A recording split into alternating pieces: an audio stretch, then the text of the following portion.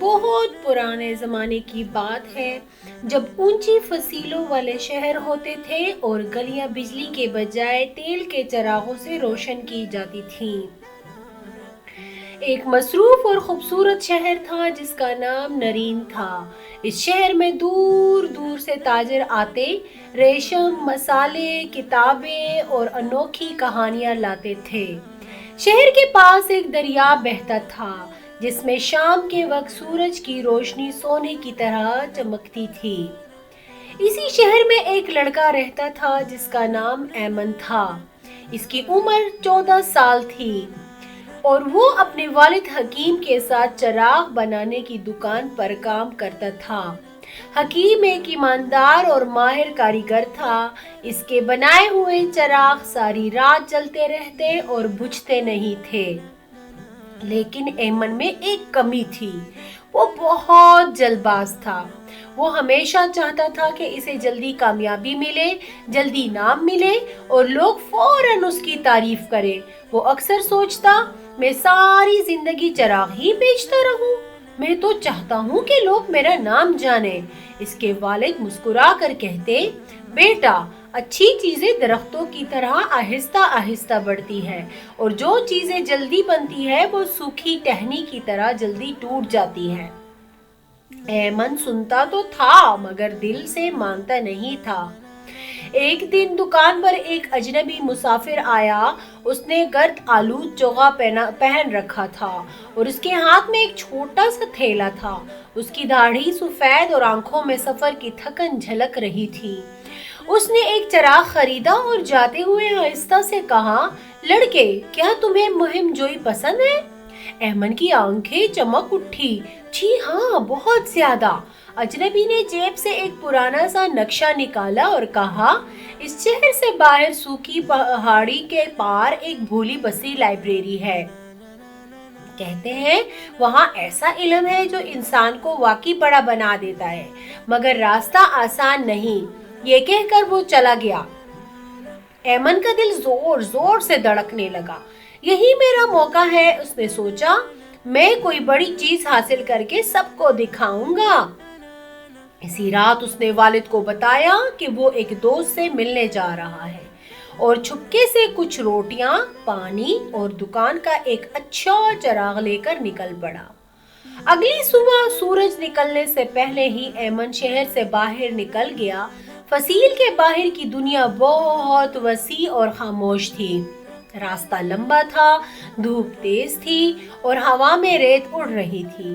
दूसरे दिन उसे एक बूढ़ा किसान मिला जो अपनी टूटी हुई गाड़ी ठीक करने की कोशिश कर रहा था। बेटा, जरा मदद कर दो, किसान ने कहा। ऐमन ने आसमान की तरफ देखा और वो जल्दी में था। मेरे पास वक्त नहीं, कहकर वो आगे बढ़ गया। कुछ दूर एक ऐसा थका हुआ मुसाफिर मिला जो रास्ता भटक गया था। क्या तुम बता सकते हो नरीन का रास्ता कौन सा है? मुसाफिर ने पूछा।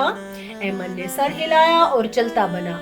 मुझे जल्दी अपनी मंजिल पर पहुंचना है, उसने खुद से कहा। तीसरे दिन उसका पानी तकरीबन खत्म हो गया और पाँव में बहुत दर्द होने लगा।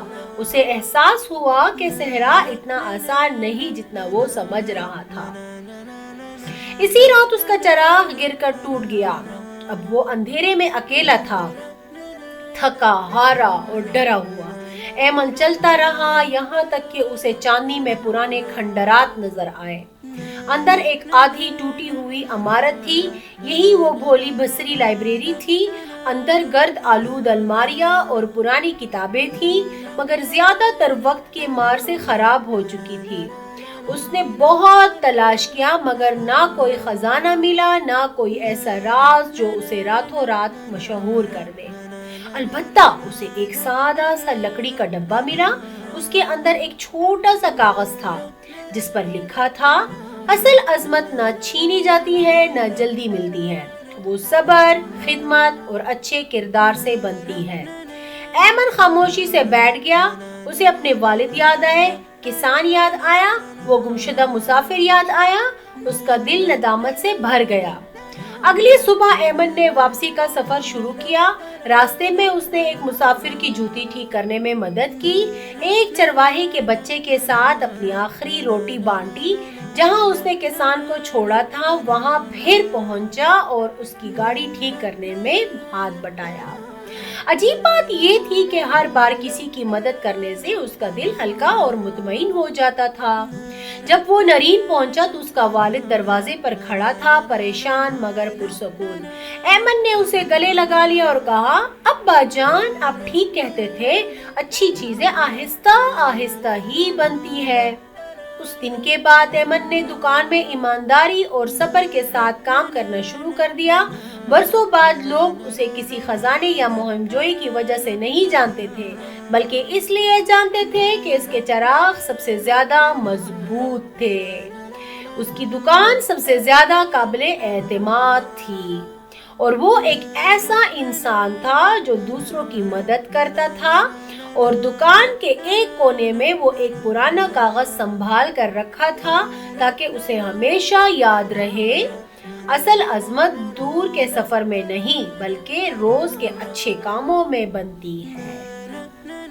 اگر آپ کو میری کہانیاں اچھی لگ رہی ہیں تو میرے چینل کو ضرور سبسکرائب کیجیے گا اور اپنی رائے ضرور دیجیے گا، تاکہ میں اسی طرح کی مزیدار اور سبق آموز کہانیاں لایا کروں، اور آخر میں بیل کا آئیکن دبانا مت بھولیے گا۔